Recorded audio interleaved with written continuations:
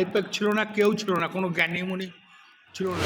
ভরা ডুবি হলো আইপ্যাক, মিসগাইড করলো আইপ্যাক। একটু জেগে ঘুমায়, জেগে ঘুমালে দলের তো এই অবস্থায় হবে। মমতা ব্যানার্জি একা হয়েছে, মমতা ব্যানার্জি একা হয়েছে, খারাপ লাগছে। মমতা ব্যানার্জি শেষ দিকে কার পাল্লায় পড়লো আমরা বুঝতে পারি।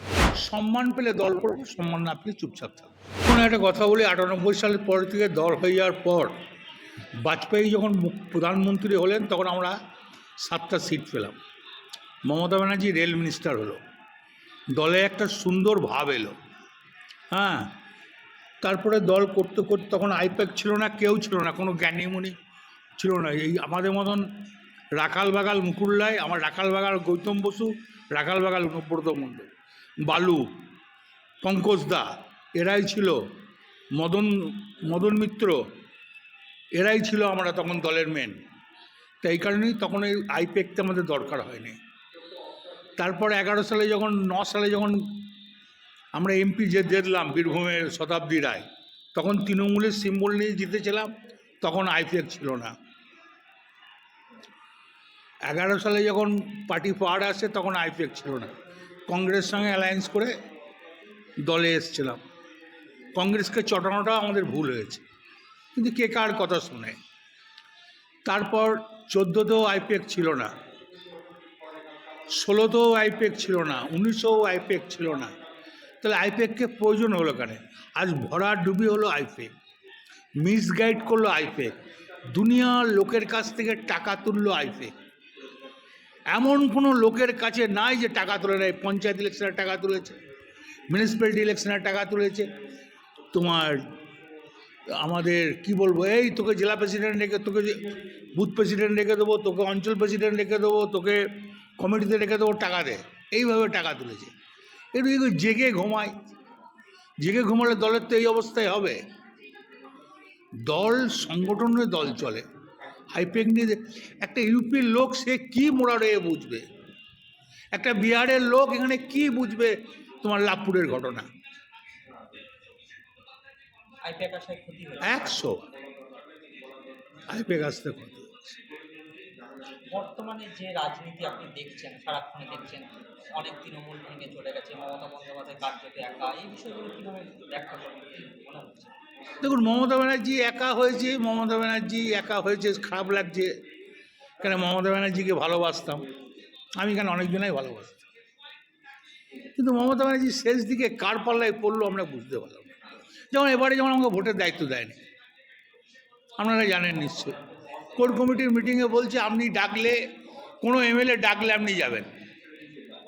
তাহলে আমার একবারই আমার ভোট করতে যাওয়ার দরকার কি আছে? ওই জন্য আমি এবারে সেরকম ভোট করি নাই। তাই বিজেপির এরকম ফল পেলেন। তা সেটা আমাদের কর্মীদের দোষ হতে পারে, আমি বলতে পারবো না। ওরা খেটেছে, জিতেছে, ওরা পরিশ্রম করেছে, জিতেছে, কিন্তু আমার কোনো দায়িত্ব দেওয়া হয়। কোর কমিটির মিটিংয়ে রেজুলেশন আছে তো, কোর কমিটির মিটিংয়ে বলেছিল, আমি প্রশ্ন করেছিলাম তাহলে আমার কি ভূমিকা, যদি যেখানে এমএলএরা ডাকবে যাবেন, এটাই ভূমিকা। বর্তমানে এই যে দুটো এমপি বীরভূমে, যারা আপনার হাত ধরেই জয়লাভ, তারাও অন্যদিকে, কীভাবে দেখছেন? সবাই যেদিকে যাবে তারাও গিয়েছে, অন্যায় করে নাই, খারাপ তো কাজ করে নাই কিছু। তারা বিজেপি করে না, আর বিজেপিকে তারা আলাদা একটা ফন্ড করছে।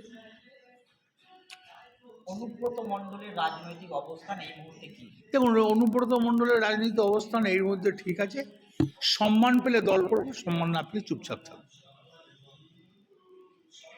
অন্য কোনো দলে যাওয়ার না, সম্মান পেলে দল করবো, সম্মান না পেলে দল করবো কংগ্রেস বা বিজেপিতে না। যাওয়ার আমি মনে কোনো চিন্তা ভাবনা করিনি, এখনো পর্যন্ত তৃণমূলের স্ট্যাম্পটাই লেগে আছে। সম্মান পেলে এখানেই থেকে যাবে, বললাম সম্মান পেলে থাকবো, না থাকবো। রাজনীতি করবেন। রাজনীতি তো জেল থেকে আসার পর তো রাজনীতি করা বন্ধ করে দিয়েছিল। এ তো আমি দিদিকেও জানে, সবাই জানে রাজনীতি করা বন্ধ করে দিয়েছিল। তখন তো অন্যজনের হাতে ঘি খেয়েছে, আমার হাতে ঘি খায় নাই। আপনারা তো দেখেছেন, সাংবাদিক এসে কোনো ভূমিকায় ছিল না আমার ইলেকশনে। ওই দিদি জবার এসছে গিয়েছি, অভিষেক জবা এসছে গিয়েছি। এই জেলার মধ্যে একমাত্র আপনি তৃণমূল নেতা এখনো অবধি দলীয় কার্যালয়ে বসছেন, বাকিদের দেখা যাচ্ছে না। দেখুন, দলীয় কার্যালয় এটাকে আমি ভাবি না, এটা একটা ভাবি মন্দির, এটা একটা মন্দির ভাবি।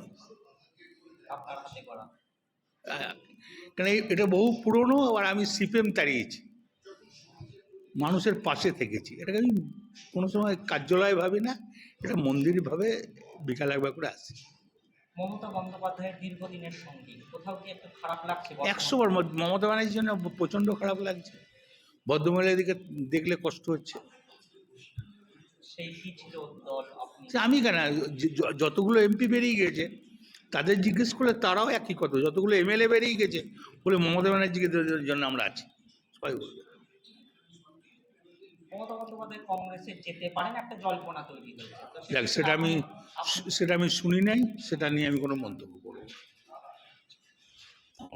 উনি তো, আমরা তো সবাই কংগ্রেসে ছিলাম, মমতা ব্যানার্জি তো কংগ্রেসে ছিল।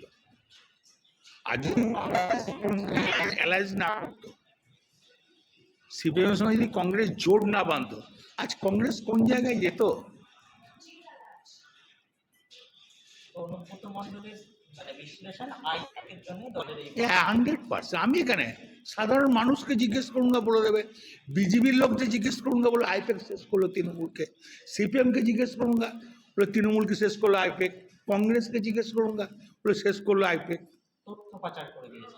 সব ওরা কিছু জানে না, পয়সা কামাতে এসেছিল।